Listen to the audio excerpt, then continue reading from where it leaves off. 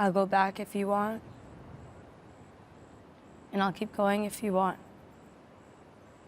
There's no right answer. If I die, it's on me. It won't be your fault. So what do you want to do?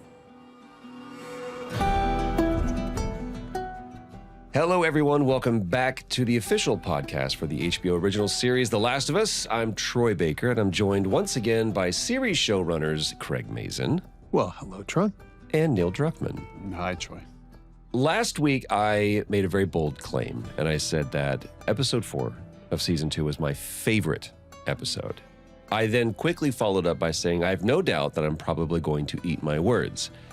If you could see us, you would see I have set before me a plate, a napkin, a fork, and a spoon, and I am prepared to eat this because this is my favorite episode. Feel Her Love. It was written by Craig and directed by Stephen Williams.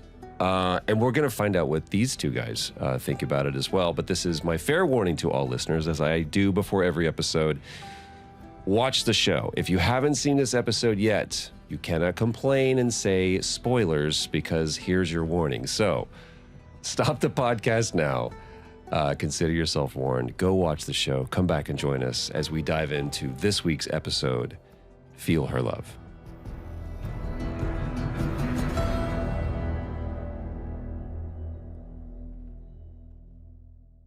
The episode starts in a hospital, and we see the woman who conspired with Jeffrey Wright's character in the previous episode walking through a crowd of WLF soldiers. She's played by Alana Ubach, and she is fierce. Very small, but very fierce. So a little bit like Ben Aller's character from last week, the rookie who's went from a Fedra soldier to this WLF soldier. We see that Hanrahan, that's the character's name, went from a citizen who was a revolutionary to a high-ranking officer in a militarized organization. And there is a mystery here. She clearly outranks all these guys, but it's not like they're backing away from her here when she shows up.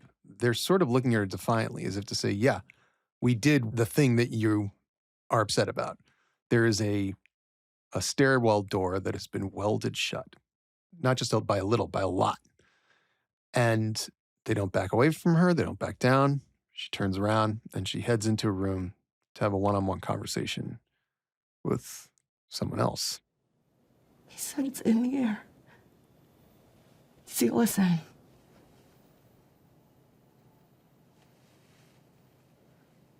I knew it wasn't an event, or we would have all been infected weeks ago. So I scrambled my other team, and we locked the only door to B2, and we locked the only door to B1. And we did what Leon said. We sealed them in.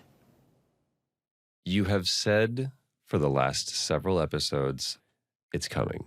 It's coming. And alas, here we are.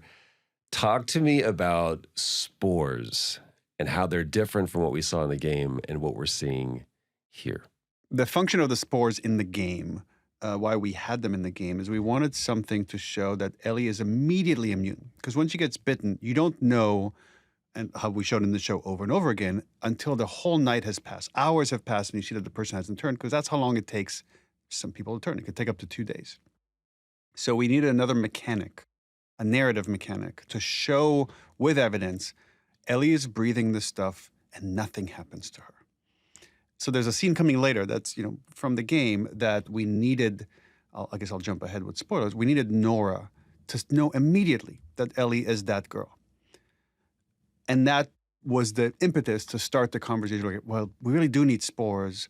How do we do them? How do we almost reinvent them in some way from the game? And there's a really cool mechanism there of how the air gets filled with spores that I love. It's one of those I'm like, oh, God damn it, I wish we did that in the game. I'll say one other thing, which is just like sometimes you get these happy accidents of like, we didn't do spores because, a lot of different reasons that we talked about in the past, like not wanting to have our actors constantly in gas masks. But now we have this season an escalation of the outbreak because of that. We see the stalkers. We see that they evolve. And now there's this new threat. And it's like this thing is not static. it's constantly fighting back. As people feel like are becoming complacent and they feel like, oh, we could live under these conditions, it changes underneath them. In this instance, literally underneath them. The challenge for us was to figure out where the spores would make sense. And then also, what could we do to make them even more dangerous, actually? Not just a little, but a lot, or at least more menacing and threatening. And what we struck on was the idea of the basement. And we have a hospital with 3 basement levels, B1, B2, and B3. And we have learned that there was nothing on B1. And we now learn from this conversation that there are spores on B2. This woman sent her son down. Mm. And she had a choice to make because her son says, it's in the air, seal us in. Now that choice is not dissimilar from the choice Joel has. Do I sacrifice my child to save everybody else? Or do I put my child first on the off chance that maybe he'll be okay and put everybody else at risk? And here we see a mother making a very different decision. She doesn't hesitate. She sacrifices her child for everyone else. The way that you chose to do that, you have this entire conversation, and it's as Hanrahan leaves, she goes, I'm sorry about your son. And it just cuts away. It's the nastiest thing to do. Thanks. Well, I mean, there are so many ways to do these things. And it's not that we're trying to be intentionally cruel to people, but emotional, maybe maybe a little bit. I mean, maybe a little, because we're being cruel to the characters too. Sure. In the end, what we're trying to do is invite the audience to feel, at least in small part, what this woman must have felt. And part of the way is to shock them. Because in my mind, when I watch that sequence, I think, oh, she might be talking about her husband. That's what I feel. That's my instinct. She's talking about her husband. But I would never presume to think she was talking about her son. And that circles back to this notion of motherhood and how a mother made this choice. It's very mythological. Every culture's mythology, somewhere in there has a story of sacrifice, and usually the sacrifice of a child, which is the most brutal kind. And to see that there are people who would make that other choice, and we don't condemn her. Quite far from it. If you understand what spores are. No, she made the most selfless of sacrifices. There's also an introduction here of a concept. And the concept is that there is depth under this building. And we now know that there are horrors on B2 if we have not yet seen them. We understand that they're there. But note, nobody knows what's on B3. Just leaving that out there. I think some people who play the game might know. They might have a guess. But that's how we start this entire episode. After the opening credits, we're back in 2029 Seattle. We're in day 2. And Dina explains to Ellie how they're going to get to Lakeview Hospital. Wait, before we move on, I have a question. I'm going to take over this from you, Troy. Go for it, buddy. Ooh, this is exciting. We're off the rails. Craig, when you were writing that scene, were you channeling Chernobyl? Because I get a very Chernobyl vibe from it. 2 people in a room smoking. A threat underneath. People have to go underground to almost an invisible threat. I wasn't conscious of it. I think probably it's one of those cases where it's just that I'm the same guy. But the concept of the basement levels is taken, of course, directly from the game. What I do love to talk about, I guess, are the practicals. So maybe the most Chernobyl-y part of that is the blueprints. So one of the things that I like to think about is, okay, if someone's going to say, we can't afford to lose this hospital, or you're telling me there's airborne infection, we have to really believe that it's down there and it's okay and it's safe. And so they go through it in a sort of scientific way. No one else has gotten hurt. We know it wasn't in the vents, or else we would have been sick weeks ago. It is contained because I sacrificed my son, because we sealed it in. And then a very human thing, and I guess a very Chernobyl-ish thing, Hanrahan says, we'll tell only those who need to know. This is how humans go about these things. And it is incredibly arrogant. But what can you do? I mean, the bottom line is, once you know it's there, what can you do? It's not like leaving the building's going to help you. If it gets out, right? It gets out. It's in the air, everywhere. That's it, Troy. You may continue. Thank you. Dude, I live for the interruptions. Are you kidding me? It's funny you ask about these, like, asking questions. That's all I do with Neil. I ask. So as we go into our exploration of what's going to come next in season 3, Neil, brace yourself. The questioning is about to begin again. I ask so many questions. Not only, okay, well, what does that mean? Or what, but why did you do this? Why did you do that? What was the thinking there? What else did you consider? What else did you consider? Was there stuff that went in between that you weren't able to fit in? And it's part of the way you get to something exciting, I think, is just, as a fan, is getting as much under the hood as you can get. And I'm lucky because I've got the guy. By the way, the answer is usually, here's why it didn't work for us. Now let's interrogate it. Maybe it could work in this version, in this medium. Right. That's where we kind of just unearth things that, again, maybe we couldn't make it work, but now we have a second chance at doing it. I'll ask this. How far down have you gone before where it's like, oh no, this doesn't work? I'm not sure that we ever have gotten that far down like that. Well, once we've gone pretty far, like let's say editing, we might say, hey, I have an idea of what could make it better. Right. I think so. Then it's more like kind of tweaking. And there's actually something in this episode that we had a lot of conversation about, which is the song Ellie plays. Yeah. And that was something that, we changed pretty late in editing based on multiple conversations Craig and I had. Let's get into that moment. So you're talking about when Ellie is exploring the auditorium where they've kind of made their ad hoc base camp, right? The band, what was the name of the band? Sick Habit. Sick Habit. Do you want a story of where that comes from, Sick Habit? Yeah. Absolutely. That's the only reason why we're here. Yeah. There was a moment in time where I wanted to do web comics, because that was a thing. My website was sickhabit.com. Because I just had this, I felt like, this compulsion to create was just a sickness that I just can't get rid of. I think every artist kind of feels that way. Anyways, years later, we needed a name for a band in the game. I'm like, oh, I got something, Sick Habit. So Sick now Habit. it made it into an HBO show. Yeah. It's canon. We see the stage set for what would have been, no doubt, this beautiful performance. Frozen in time. Frozen in time. Ellie picks up the guitar. She begins to play Pearl Jam's Future Days.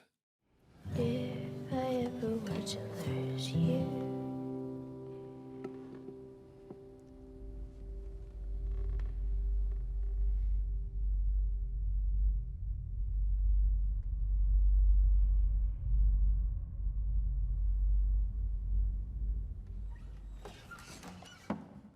This sound that begins to swell as we hear that heartbeat begin, and we feel the trauma, but she stops herself. I want to talk about how you guys decided to create this moment, because it's stunning.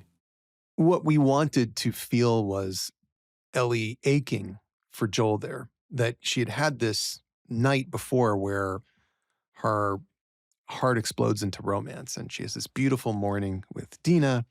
And as she walks away from Dina, even before this scene, Dina's like, Ellie, and just grins at her, and she grins back. It's love. And then, first of all, credit to Neil, because there were a lot of different options here. And I was sort of going down a different path of what Ellie would play. But Neil made a great argument that shorter is better, because we've already seen Ellie play a full song. And it's not like she's playing to anyone here. And that this phrase would have a deeper meaning. And of course, we will see how that develops. And that was absolutely the right call on both sides of it. But as the camera's moving around and we're looking for a way to imply that the darkness inside of Ellie is reemerging, that need to punish, this very strange thing happened in the editing room. So I'm watching this with Tim Good, our editor. And as the camera moves around, there's this low bass rumble that begins. And then it finishes as the camera moves. And I said, Tim, that bass rumble that you put in is genius. And he turned to me and he said, I didn't put a bass rumble in. What are you talking about? That came from 2 doors down where Emily Mendez was working on editing the 7th episode and happened to have this very bassy thing happen that went through the walls. I kid you not. Your mouth. I kid you not. And I was like, what? So we went down the hallway, got the sound, went back, put it in, and then when we went to the mixing stage, we were like, guys, hear this sound? This is what we're putting in there. It's one of those moments I love being able to the only credit I can take is going, I identify the happy accident as happy. Other than that, it was the happiest accident. It speaks to this process, which is like you always have to be open to a new, better idea. Always, until the very end, until it's taken away from you. You have to keep being open. Can I iterate it? Can I plus it? And that's what we do just over and over again until it's done, is we just keep plussing it and plussing it and plussing it. You dream of moments like that where some little bit of serendipity drops a gift in your hands, because unhappy serendipity occurs all the time, all the time. You need to shoot outside, it's raining. This was one of those moments where I was just like, oh my God. And it's crucial because we need to understand that Ellie is turning here, not into zombie turning into dark Avenger Ellie. It's not all happiness and light. She remembers. She took a break. She enjoyed herself. She saw something positive and beautiful. Break is over. To me, what I saw on display is, oh, I can have this thing that's this wonderful connection, and it's this source of comfort. Even I can pick up a guitar, and now I've been able to reclaim that activity with this moment with Dina, and I picked up a guitar and played. I'm alone by myself. I can play this. What happens if I start tiptoeing through the graveyard of that memory, and it's the, oh no, I've gone too far, and I have to stop immediately with just those words, if I ever were to lose you. Woof. It clearly landed for me. That auditorium is just... That auditorium we did not build. That is a theater in Vancouver that we found that is so close to the one in the game. A ton of credit to Alex Wong and our VFX team and all of our vendors for very subtly aging it. There's some subtle aging going on because we couldn't mess their carpets up. We couldn't mess their seats up or their walls, but we also wanted to imply that this was fairly well preserved. This was kind of a tomb that had been left untouched, a safe haven for Dina and Ellie. I will say it's another one of those instances that was scary how close it was to the game, walking in onto that set. So Don McCauley and our art department did make everything else in the theater. So the rooftop that they run onto, the lobby that they walk into, the balcony that they sit on where Dina's explaining how triangulation works. Even looking at the carpet, and it would match the game. Oh yeah, no, we don't screw around. Like, that's one area where, for me, my feeling is if we're going to make a set and we're going to put carpet in here, then we're putting the carpet in from the game. Yeah. Like, why wouldn't we? That doesn't make any sense. There's no reason to fix the carpet. It's perfect. And that's what I want because I'm a fan. It matters. You know, if you play the game, there's a certain sense memory. And if you haven't, well, now you have the experience that we all had. But we move out of this beautiful theater, this wonderful location that you guys found in Vancouver, and we find a pile of dead bodies. These are Seraphites, and there's a wall behind them that says, "Feel her love," but spray painted underneath that is, "Feel this, bitch." And this gets a very specific reaction from Ellie. We shouldn't be here. We shouldn't have come. I shouldn't have dragged you here. You're having a fucking baby. What am I doing? Dina, do you want to go back? I'll take you back. You don't need to do this with me. This tableau is inspired by a movie that I have gone back to over and over and over again. It was something that I studied lengthily with Johan Renck when we made Chernobyl. It is Come and See, which is a Russian war film. I can see from your face you have not seen it, Troy.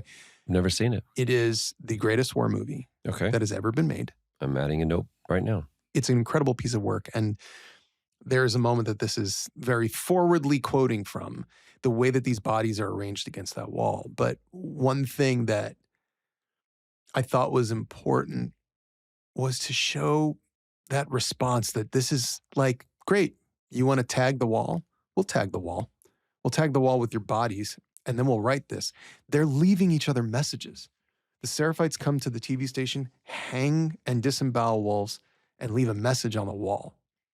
And then the wolves come here, execute a bunch of these people, leave their bodies, leave a message on the wall. This is the worst kind of communication possible. And in that moment, I think Ellie understands she is taking Dina into a place that is so horrible, so ruthless and violent and dehumanizing, that she's putting Dina and what she now thinks of as their baby at risk. And she doesn't say, let's go home. She says, I'll take you home.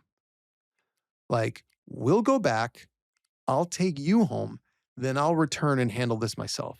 But you shouldn't be here in your condition, essentially, is what she's implying. There's also this beautiful addition to that, says, we're having a baby. Right. We're having a baby. I'm going to be a dad. And in the game, when you travel with Dina, you do get some of the story about her life and her background. And we did hint at it a little bit back in the 3rd episode when Ellie and Dina are on a horse and Dina asks who was the first person you killed. But as Dina points out, Ellie never asked who the first person was that Dina killed. And here this story comes out. Whatever reason Joel gave those people to do what they did, he didn't deserve that. And I think, what if I hadn't snuck out? What if my mom and sister were beaten to death in front of me? What if that motherfucker made me watch as he did it? Would it make a difference if my family had hurt his people first? No. No. And if I hadn't killed him, if he had gotten away, I promise you, I would have hunted him down forever. It's a little different than the story in the game, but it is a very moving performance from Isabella Merced. And as it turns out, when she said to me later that she had been practicing and rehearsing and memorizing that speech for like 2 months. What's nice for me is there's also a lot of heavy lifting that's happening in the writing that seems also effortless, but I know all the mechanics of it because we had a lot of conversations around it. And part of the fun of my job is to get a scene like this from Craig. Because what that scene needs to do is not only, right, eventually Isabella has to sell us that she has these convictions. She needs to convince the audience that even though she's pregnant, she has reason to keep going. There's something about this backstory that is like, it's like a trauma that she has. And that's why she knows how Ellie feels, because she's been there. She recognizes, first of all, that Joel was targeted. Yeah. She knows what a raider coming in is like. This is something different. And she says, whatever reason Joel gave those people to do what they did, he didn't deserve that. And then the next word, I think, is, and if the guy that killed my mother and my sister had gotten away, I would have gone after him and never given up. That if is a big if, because we'd like to think that we can do things in circumstances. We like to think we would have certain feelings. We like to think that. But then circumstances have a way of crashing in and making things actually quite difficult. Moral questions as hypotheses are safe to ponder. But when you have the information, and the information tells you there is no moral victory here, none, but a choice must be made, that's where the hard stuff happens. So Dina has a kind of privileged position. She gets to imagine the way she would have behaved had she not shot that guy, if he had gotten away. But Ellie doesn't have that privilege. Ellie only has fact. Now, when Dina gets all the facts, if she gets all the facts, remains to be seen. We'll see if that if changes for her. We move on from this specific part in the city to inside of the building that the wolves don't patrol. And it was eerily quiet. Is probably a good way to put it. Because it's filled, as we find out, with infected. Not just any infected. Yeah, the worst kind. So, little production background. That plant is an abandoned, I guess, no longer used dairy plant in British Columbia. And I wandered in there with our location team. I was like, well, I mean, it smells very bad in here. And we're also shooting in here for sure. What was kind of funny is every day we would walk through this kind of section that we weren't going to use because it was just sort of a bit bland and warehousey looking. And in those bland warehousey looking rooms were dozens and dozens of enormous crates full of saved props, costumes, and stage design stuff from Shogun. What? Yeah, because Shogun they got to store stuff. You know, I think they probably knew like, hey, this show's pretty good. I mean, I bet we get another season of this. We should save some of these boats and swords. But this space was fantastic because we could use its size and its silence. I love how I've always seen how Ellie and Dina plan. Shooting has to be a last resort. Okay, because if the wolves hear gunfire, then we'll have a whole army up our ass. Fine. Ellie, What? if it gets bad and we have to make a choice between shooting or running, we run. Last resort. I got it. Oh, you think that no matter what happens, I'm just gonna start firing? Literally every single time, yes. Don't get angry. You're a little crazy, and that's exciting. That's one of the reasons I love you. But I do want to make it out of here. You love me? The dynamic has been from the start, and really clearly back when Dina shows up at Ellie's garage and says, here's how we're getting to Seattle. You don't know what you're doing. I do. I'm smart. I plan. Follow me. She's doing it again. But very quickly, when they realize what's going on, and when we realize what's going on, which is, okay, we dealt with one stalker in the supermarket in episode 1. One. And Ellie lost. Yeah. Right? If she's not the one immune person in the world, she's dead, or rather, she's infected. Now there's 11 of them. The dynamic here changes completely.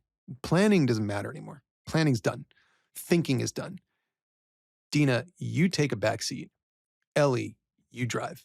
And when Ellie drives, the plan is all Joel. This is a full Joel moment as far as I'm concerned for Ellie. We see how, like, what did Gail say to Tommy? I think if they were walking the same path, they've been walking side by side from the very start. This is just what Joel would have done. You get in there, you hide, I die for you. Go. And the confidence and the conviction there is so undeniable that Dina just does it. She says, I can take bites. I can take a lot of them. Well, but there's also this other quote from season 1 that's in the back of our mind, which is from Tess to say, you're not immune from getting ripped apart. Right. And so I think even though Ellie is saying, I can get bit a lot, you can't, she's just trying to get, because now it's a different parent-child thing, right? Dina's been the parent. Now Ellie's the parent. And when parents need their kids to do something very quickly, they will lie to them. Now, obviously, it's true. Ellie can get bit a lot and Dina can't. But really what Ellie knows is she's going to get ripped apart. She just needs Dina to somehow survive in that cage and not get ripped apart. There's something that really cool that you do visually where the stalker's eyes reflect with the flashlight. We worked really hard on those. There are versions, you get these sort of things back, and it's because it's a visual effect that we do, obviously. And there are versions where it's like, oh, look, they're ghosts. They've got these shiny, you just keep pulling it back, and trying to make it as realistic as possible. The way that dogs or sheep or other animals like this at night, their retinas will reflect back white. And something has happened inside the stalkers to do something similar to their eyes. And so it's the barest thing. You don't want them to look like Jawas from Star Wars, So like we really fine tune that stuff to make sure it's just barely there. And that goes back a conversation months prior to when we were concepting the stalkers and talking about, how the cordyceps eats away parts of the eye. It's almost like having cataracts. You see people that have certain eye conditions, their eye behaves in that way. So it's going back, it's based in science. Just when you think they're not going to be able to get out of here, we hear that shotgun blast. Here comes Han Solo. And for a moment, and I love the way Steven and Ksenia shot this. Ksenia used something called a lens baby, which is basically it's a device that slightly tilts or distorts the lens as you're shooting to create a blurry, weird kind of sense of being dazed. And so it's this bare hint of lens baby, and then this man shows up with his boots and his stride and his jeans, and You can see on Ellie's face. Now she's a child again because she's so traumatized by what's going on and so stunned and confused. Is it him? She almost for a second thinks it's him. That moment, as you're describing with the way that you're shooting it, was that intentional? Was that? Oh, yeah. It was really just about being in Ellie's mind there. So it's very intentional. It's in the script that she thinks, wait, and we all do. Wait, is that? But we know Joel's dead.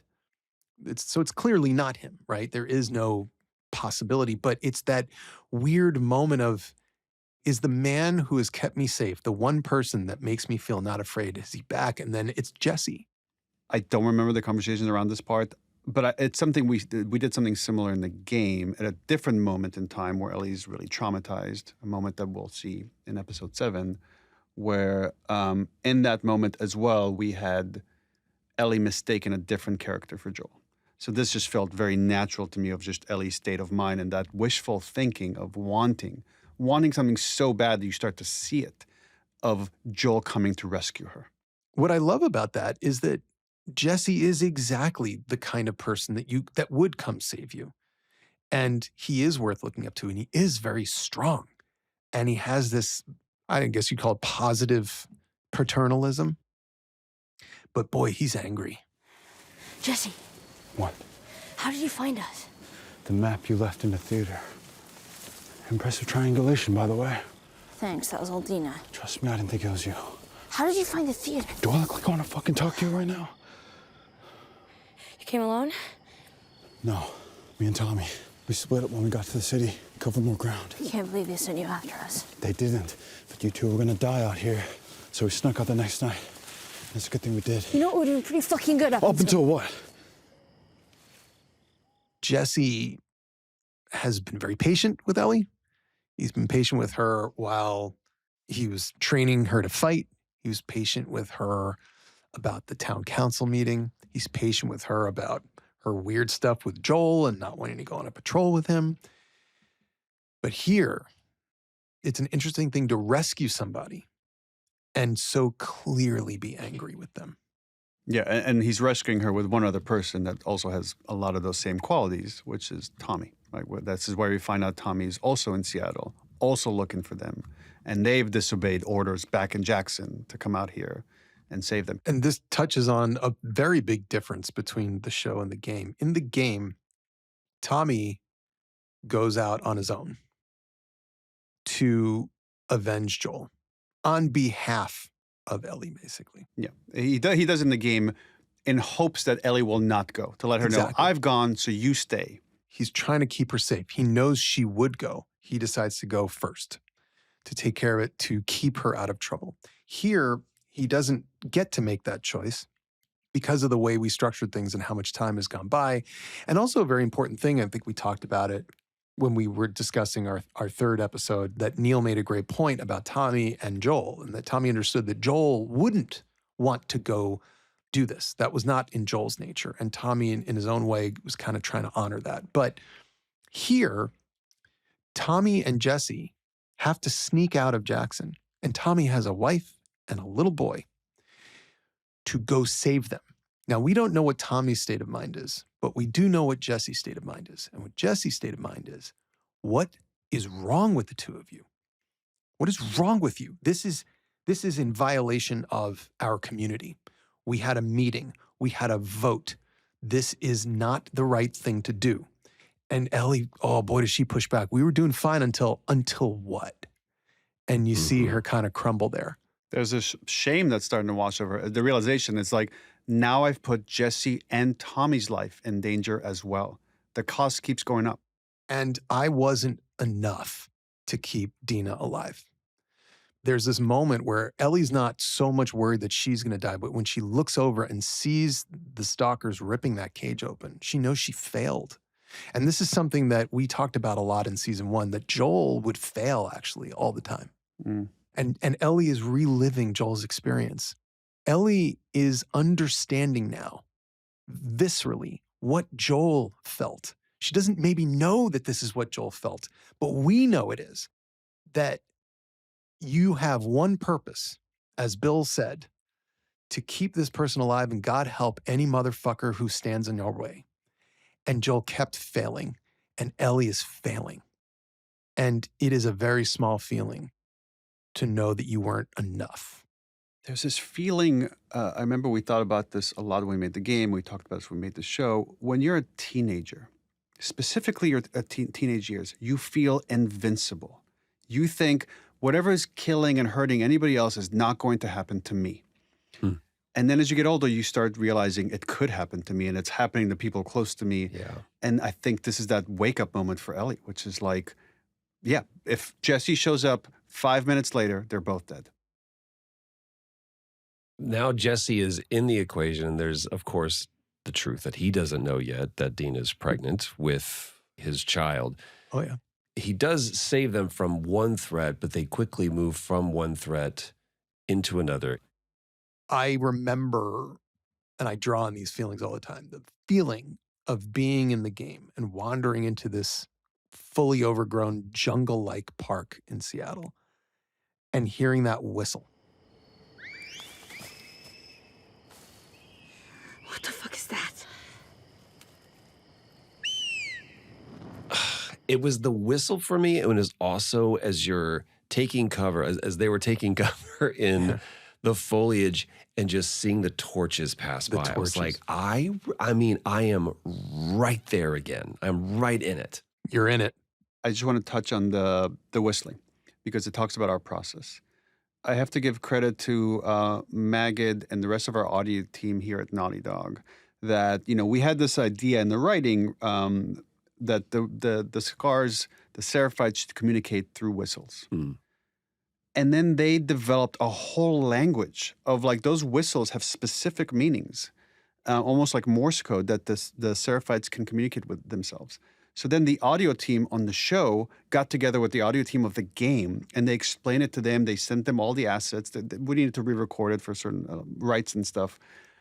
But that's why it's so close to the game. And again, I have to say this over and over again, the people making the show love the source material. And this is just one more example of that. Now, in full disclosure to people that do speak Seraphite whistle, there are some times where I think we probably erred on the side of sonic impact in a moment as opposed to the verbal clarity. But it's important to note because unlike the game, you know, in the game, you need to start paying attention to those whistles and they tell you how to play it. Right. Here, emotional truth is more important than that.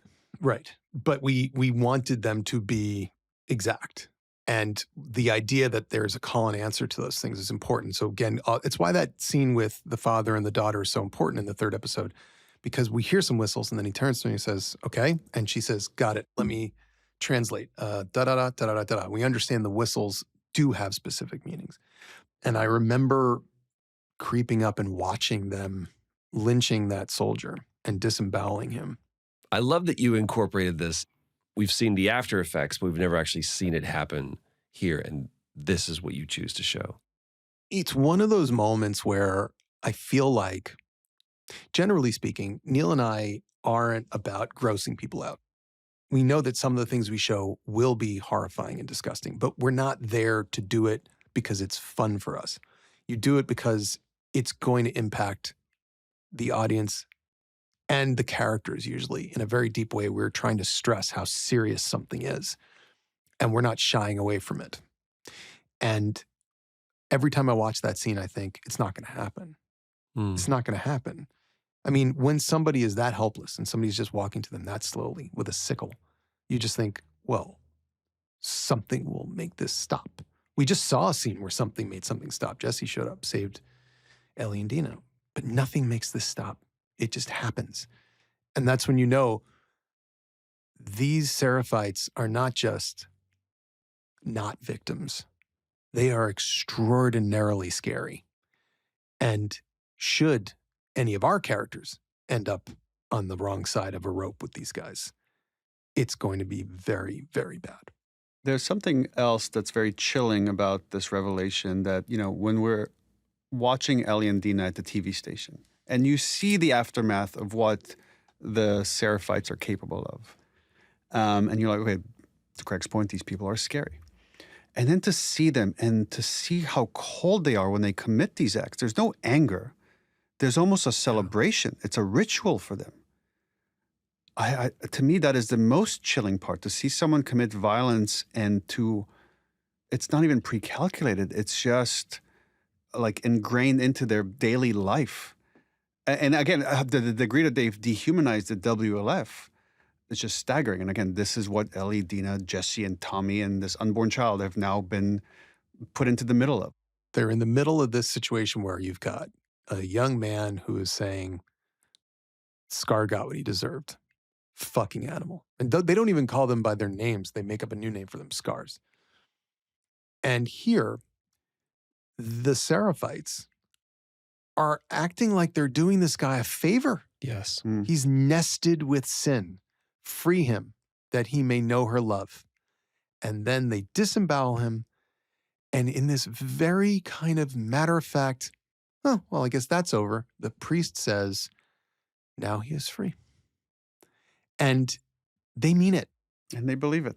That's their belief. They believe they've done him a favor. You know, we talk a lot about love.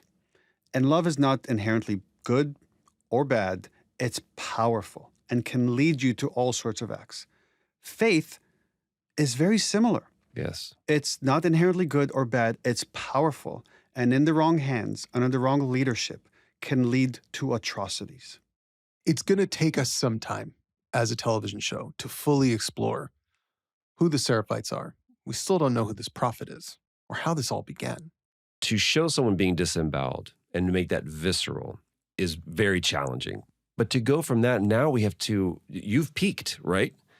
And now, how do I make an arrow to the knee have any impact whatsoever? And you immediately do. And you do it off camera and you do it silently, which is what's great. It's just the pan over to look and looking down and there's the arrow. But this moment where Dina gets shot was also, it's also a change from the game. In the game, Dina has to back away because her morning sickness is really bad.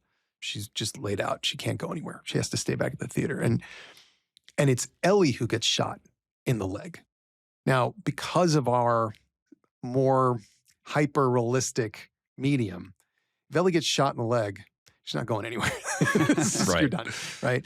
So we thought this was an interesting way to achieve the same thing, which was to separate Dina from Ellie and to put Dina back in the background for a bit to expose Ellie to be on her own, and also to make Ellie's decision to move forward to the hospital a dangerous one in terms of what we know she knows. She's supposed to go back to that theater. She's supposed to just get out of there and meet up with them. That's what she says she's going to do. Bring her back. I'll draw them away. Just you go and I'll meet you back. And then she sees the hospital and she turns her back on Dina and turns her back on Jesse, who just came to rescue her, and turns her back on Tommy, who's somewhere out there looking for her, and pursues Nora because she can't help herself. When we were working on the game, there was a conversation Hallie and I would have often, and it came over to the show, which is in many ways, Ellie is like an addict. That this is a relapse, that this thing that she wants so badly, that's, again, the way she's programmed, she must pursue it. And like an addict, she's neglecting the people that love her. We see this addiction take hold of her as she's snuck back into the hospital, and here she is face to face with Nora. I'm sorry you saw it happen. No one should ever have to see something like that. Stop. Sometimes at night, I still hear his screams. It was a terrible thing, the way he died. Yeah. Yeah, the little bitch got what he deserved. It's one of my favorite scenes. So Tati Gabrielle, who plays Nora, we've just gotten, little bits of her. We got a little tiny bit in the first episode. We get a little tiny bit of her part as this person in this larger group. But obviously in the second episode, so much of that is about Abby. And here we have this beautiful moment. And it is, I would say, probably 85% from the game. And then there's this little extra 15% around where you think she's connecting with Ellie. And then we go right back to what she says in the game. Little bitch got what he deserved. And so you see here in Nora something that I think if you are watching carefully, you suspect isn't even true for Abby, and that is a moral certainty. For Nora, this is clean. What they did there was clean. And what's interesting about people that are on the same side is they all push towards one goal, but they don't always agree about how righteous their cause is. And Nora is somebody that clearly agrees. But Nora also knows something. In the back of her head, it was Nora all the way back in episode 1, very first scene, who said, I heard rumors about a girl. So Nora works in medicine. We don't know if she's a doctor or a medic. It doesn't matter. We can imagine that she had connection to the doctors and the nurses who were working in the hospital in Salt Lake City. And we can imagine that she heard a rumor that there was an immune girl. And that's just this added bit of anger that could be there, underneath. You're talking about the moral certainty, and that's based in the fact that Joel made this unforgivable sin by sacrificing humanity to save essentially himself. But she does the same thing because she sees an opportunity to escape and save her own life. And what does she do? She breaks through the door to go down to B2. Yeah. And she says, shoot her. The thing about moral certainty is it blinds you. So much about what the second game meant for me was not just the higher moral value of empathy, but how essential it is. If we don't have it, if we cannot figure out how to be invested in the other person winning, then we are all going to lose. And Nora is missing empathy here. And you're absolutely right. She's missing it. And in her attempt to escape, so there's this interesting thing. She looks at the elevator and it's slightly ajar. And there's a look on her face. I suspect that this elevator will come back perhaps in another season. But she ends up on the dreaded B2. To repeat, we do not know what is on B3. And Ellie follows her down into what I think is one of the best sequences we've put on TV. Man, I gotta say, when we come around the corner and we see these things aspirating, and there's this symbiosis between the host and the parasite that is working in concert together to achieve a goal. It is fighting to stay alive. It's gorgeous. Again, the team did such an amazing job of building the set. And there's this concept in horror that in the big scheme of things, death is not that scary. You need a fate worse than death. And this idea that it will not only capture you and put you here and then put you to work until there's nothing left of you, just to spew out these spores. This is a new concept that Craig came up with and I loved. But the horror of it, of, again, this person, and now we know who this person is. It's the son that's now frozen here. Until there's nothing left of him, he's just an engine to spew spores out. This is the cruelest thing, but it is a very animal thing. We exploit other animals to sustain ourselves. We don't think about it that way, but that's what we do. And animals do it to each other. In our civilized society, we're so protected from how cruel nature can be. Yep. The amount of suffering that animals experience, it's staggering in its volume. And here is this saddest thing, because we understand now the full scope of Park's sacrifice. The officer we met in the beginning who talked about sending Leon down there to B2.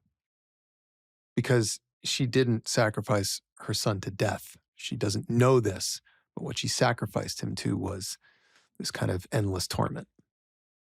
And there is this beauty to it, which is undeniable. It's very important to us that the cordyceps be beautiful, even as it is horrifying, because that is the glory and terror of nature. But Ellie can move through this Hmm. and does and turns the red light on. Boy, when you add in just that one color palette, it just changes everything. It does something to Bella's face that we were obsessed with. Her eyes turn black. And this scene is largely as it is in the game, with one major exception. Because of the way we address the timeline of things and what we learn and when, there's a mystery that is mostly answered here. And the mystery has been there since the first episode. What does Ellie know? What does she know? And we don't know. Joel doesn't know. Joel's terrified that Ellie's figured it out. And here, I just love the way Tati looks at her when she realizes you're the immune girl, you're real. Mm-hmm. I remember Stephen and I sitting there with her and saying, this is sort of like if you were raised Christian and you mostly believed, but sort of believed in a certain way. And then you saw Jesus for real. You saw an angel for real. You saw the face of God. You realize this thing that could save all of us is real. And then tells Ellie the truth. Don't you know what he did? I don't care. You don't care. He killed everyone in that hospital, including the only fucking person alive that can make a cure from you. That was Abby's father. And Joel. Joel shot him in the head. That's what he did. Now, if people feel deeply uncomfortable with that, they should. And of course, if people feel deeply uncomfortable with what Ellie does next, they definitely should. It takes a certain willpower to do what Ellie does in this moment. And Ellie would like to believe she is like Joel, because Joel is another one of those people that we saw in season 1 can torture people to meet some kind of ends. And for Joel, it was to save Ellie. For Ellie, it's to find out where Abby is hiding. But is Ellie like Joel? Can she commit this act and just be okay? This is one of the questions that we asked ourselves when we're working on the game and now the show is is there ever coming back from doing something like this? Or does it change you forever? We're going to explore that. I mean, Ellie isn't aware of this, but I'm aware of it. That when Abby, in our show, sort of the execution of Joel goes a bit differently than it does in the game, just a bit. And one of the differences is Abby uses the golf club to hit Joel on the leg, where she shot him.